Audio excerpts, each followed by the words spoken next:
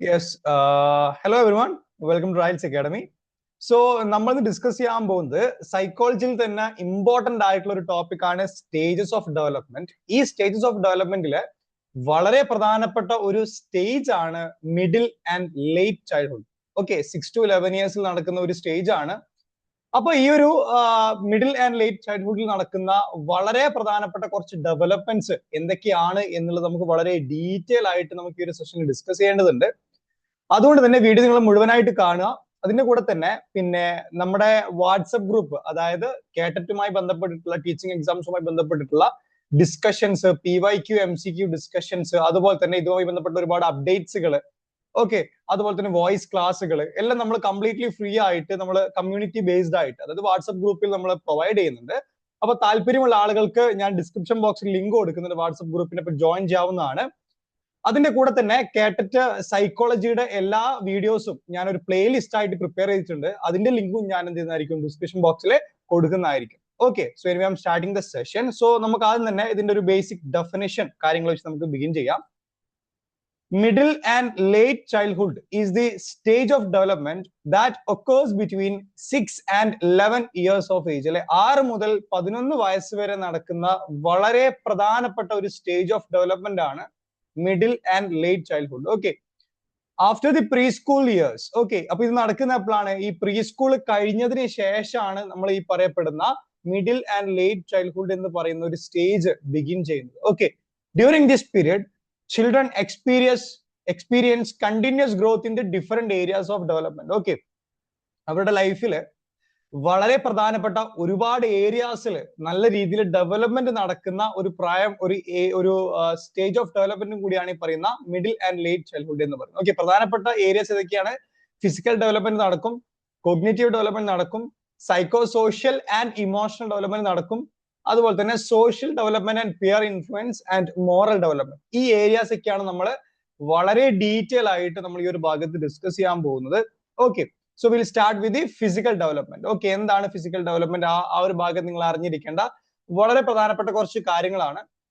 During this stage the children experience study physical growth, typically gaining about 2 to 3 kg in weight and 5 to 7.5 centimeter in height each year. അല്ലെ, അപ്പൊ ഈ ഒരു age group അല്ലെങ്കിൽ ഈ ഒരു specific സ്റ്റേജിൽ എന്താണ്, എല്ലാ വർഷവും 2 മുതൽ 3 കിലോ വരെ വെയിറ്റ് കൂടാനും അതിന്റെ കൂടെ തന്നെ 5 മുതൽ 7.5 സെന്റിമീറ്റർ ഹൈറ്റ് വർദ്ധിക്കാനുള്ള ഒരു പോസിബിലിറ്റി അല്ലെങ്കിൽ ഒരു ഫിസിക്കൽ ഡെവലപ്മെന്റ് ഈ ഒരു സ്പെസിഫിക് സ്റ്റേജിൽ നടക്കുന്നുണ്ടെന്നുള്ളതാണ്. അതിന്റെ കൂടെ തന്നെ muscle strength, lung capacity and motor coordination improve, enabling them to participate in more physically demanding activities for longer period. അതിന്റെ കൂടെ തന്നെ എന്താണ്, മസിൽ സ്ട്രെങ്ത് അല്ലെ, പ്രധാനപ്പെട്ട ഹാൻഡ്, ലെഗ്, ഓക്കെ, അതുപോലെ തന്നെ ഫിംഗേഴ്സ്, അങ്ങനെ നമ്മുടെ ബോഡിയിലുള്ള വളരെ പ്രധാനപ്പെട്ട എല്ലാ മസിൽസും അതിന്റെ സ്ട്രെങ്ത് ഡെവലപ്പ് ചെയ്യുന്ന ഒരു സ്റ്റേജും കൂടിയാണ്. അതുപോലെ തന്നെ ലങ് കപ്പാസിറ്റി, അതിന്റെ എഡീഷണൽ ആയിട്ട് എന്താണ്, ഒരുപാട് മോട്ടോ കോർഡിനേഷൻ ഞാൻ കഴിഞ്ഞ വീഡിയോ ഡിസ്കസ് ചെയ്തതാണ് ഓൾറെഡി. ഓക്കെ, നമ്മുടെ ഈ മൂവ്മെന്റ്സ്, നമ്മൾ ഓടുക എന്ന് പറയുമ്പോൾ എന്താണ്, ഇടത്തേക്കാല് വെച്ച് അതിന്റെ ഉടനെ തന്നെ വലത്തേക്കാല് വെച്ച് കഴിഞ്ഞാൽ നമുക്ക് ചെയ്യാൻ പറ്റുള്ളൂ, സ്പീഡിൽ ഓടാൻ പറ്റുള്ളൂ. അപ്പൊ അതിന്റെ കൂടെ തന്നെ കൈ മൂവ് ചെയ്യണം, റൈറ്റ്? അപ്പൊ ഇതൊരു കോർഡിനേഷനിലൂടെ നടക്കുന്ന ഒരു കാര്യമാണ് ഈ റണ്ണിങ് എന്നൊക്കെ പറയുന്നത്. അപ്പൊ ഒരു കുട്ടിയുടെ മോട്ടോർ ഡെവലപ്മെന്റ് നല്ല രീതിയിൽ ഇൻക്രീസ് ചെയ്യുന്ന ഒരു ഏജും ഒരു സ്റ്റേജും കൂടിയാണ് ഈ പറയുന്ന മിഡിൽ ആൻഡ് ലേറ്റ് ചൈൽഡ്ഹുഡ് എന്ന് പറയുന്നത്.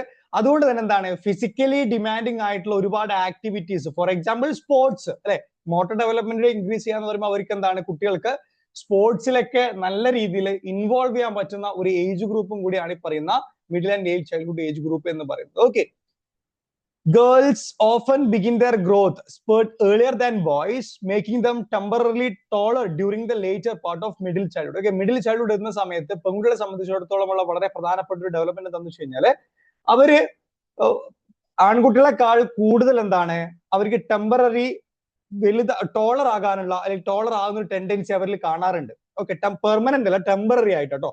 അത് ബോയ്സ് അവർ ഓവർടേക്ക് ചെയ്യും. പക്ഷെ ഈ പറയപ്പെടുന്ന മിഡിൽ ആൻഡ് ലേറ്റ് ചൈൽഡ്ഹുഡ് ആ ഒരു ഏജ് ഗ്രൂപ്പിൽ എന്താണ്, പെൺകുട്ടികൾക്ക് എന്താണ്, ഗേൾസിന് കൂടുതലും ഈ പറയപ്പെടുന്ന രീതിയിലുള്ള ഹൈറ്റ് ബോയ്സിനെ കമ്പയർ ചെയ്യുന്ന സമയത്ത് പെട്ടെന്ന് ഇൻക്രീസ് ആകുന്ന ഒരു രീതി പൊതുവെ കാണാറുണ്ട് എന്നുള്ളതാണ്.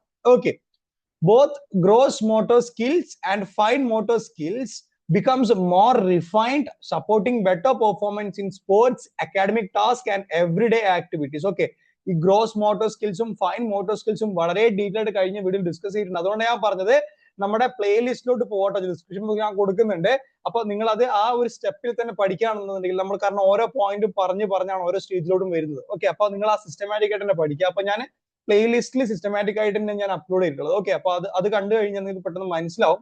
അപ്പൊ ഈ പറയപ്പെടുന്ന രണ്ട് സ്കില്ലുകളും വളരെ അധികം റിഫൈൻഡ് ആകുന്ന ഒരു സ്റ്റേജും കൂടിയാണ്. റിഫൈൻഡ് ആകുക എന്ന് പറയുമ്പോൾ എന്താണ്, അത് ഭയങ്കരമായിട്ട് എക്സ്പീരിയൻസ്ഡ് ആകുക.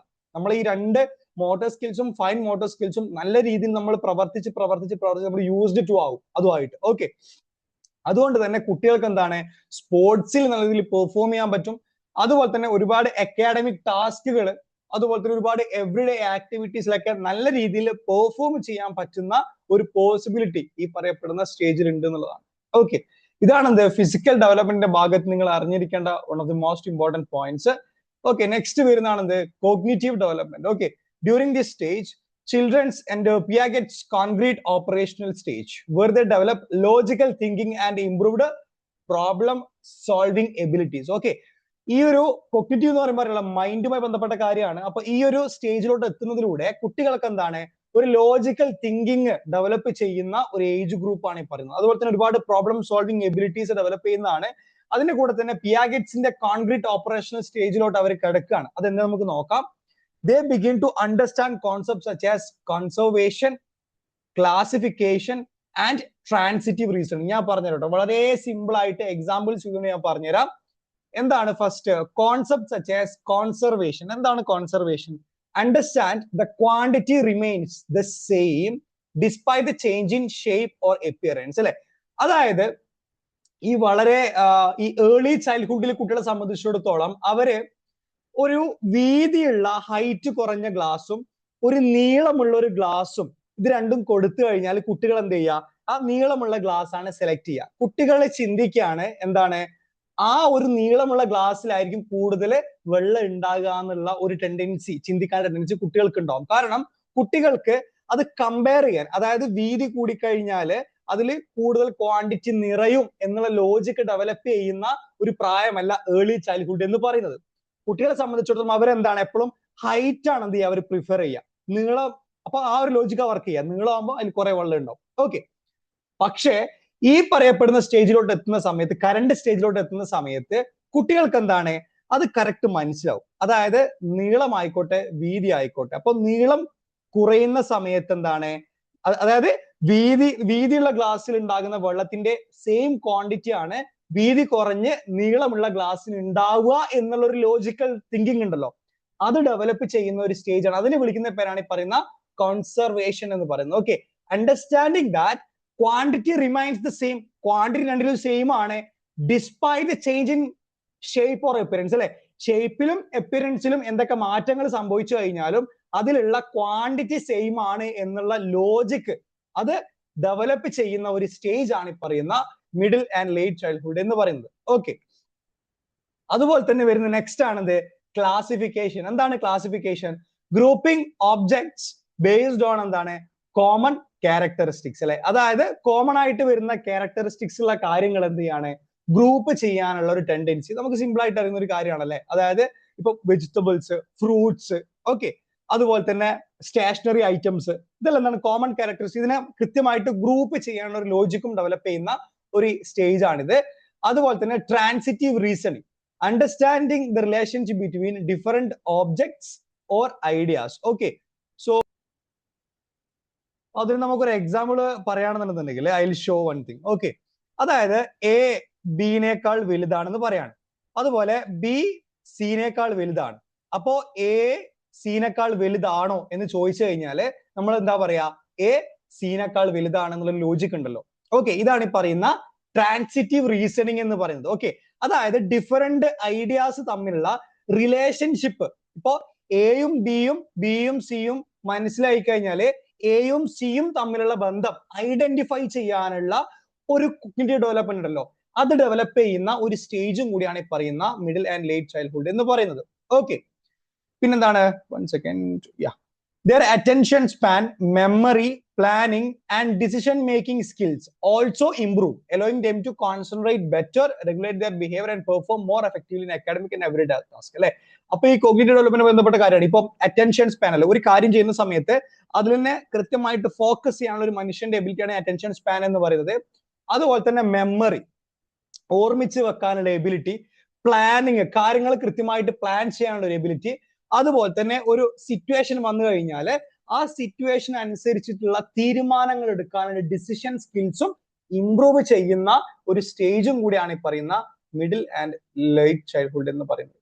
ഓക്കെ, സോ ഇതാണ് നിങ്ങൾ കോഗ്നിറ്റീവ് ഡെവലപ്മെന്റിന്റെ ഭാഗത്ത് മനസ്സിലാക്കേണ്ട വളരെ പ്രധാനപ്പെട്ട കുറച്ച് കാര്യങ്ങൾ. ഓക്കെ, നെക്സ്റ്റ് എന്താണ്? Psycho social and emotional development ആണ്. During this stage children develop a more realistic understanding of themselves by comparing their abilities and achievements with those of their peers. അല്ലെ? അപ്പൊ ഈ ഒരു സ്റ്റേജിൽ എന്താണ്, കുട്ടികൾ എന്താണ് അവരുടെ എബിലിറ്റീസും അച്ചീവ്മെന്റ്സും വളരെ കൃത്യമായിട്ട് ഐഡന്റിഫൈ ചെയ്യുന്ന ഒരു ഏജ് ഗ്രൂപ്പാണ്.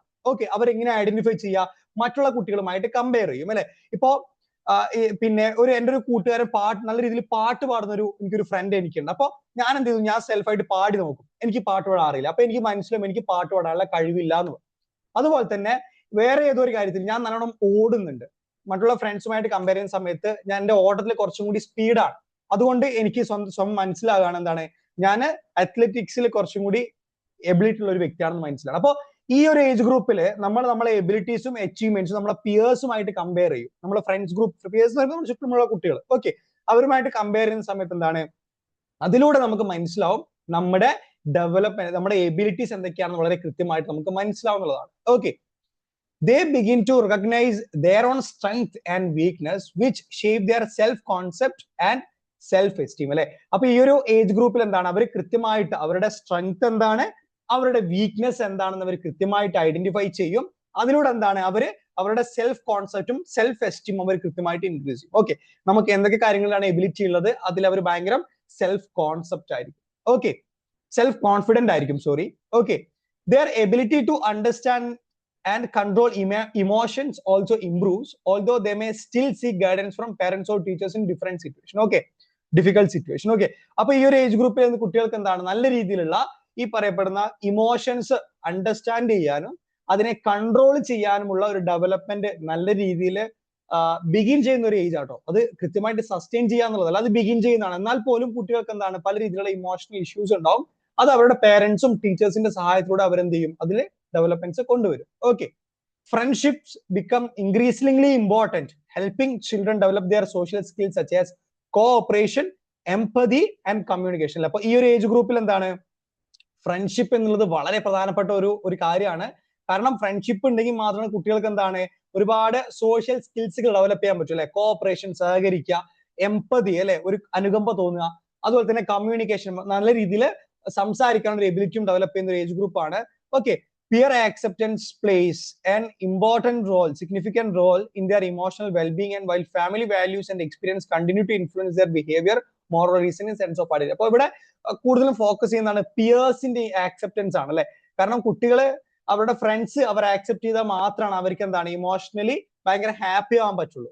Okay, fine. അപ്പൊ ഈ ഒരു ഭാഗത്ത് ഇതാണ് നിങ്ങൾ മനസ്സിലാക്കേണ്ടത്. Psycho social and emotional development ഭാഗത്ത് ഈ ഒരു പോയിന്റ്സുകൾ കൃത്യമായിട്ട് നിങ്ങൾ മനസ്സിലാക്കി വെക്കുക. ഫൈൻ. നെക്സ്റ്റ് എന്താണ്, social development and pure influence. Okay, during this stage children's social world expands beyond family through school, neighborhood, and extracurricular activities. They spend more time with friends and peer groups, which helps them develop important. നമ്മൾ already discuss ചെയ്ത കാര്യമാട്ടത്, sorry കേട്ടോ, നമ്മൾ already discuss ചെയ്ത points ആണ്. By mistake I additionally keep one points.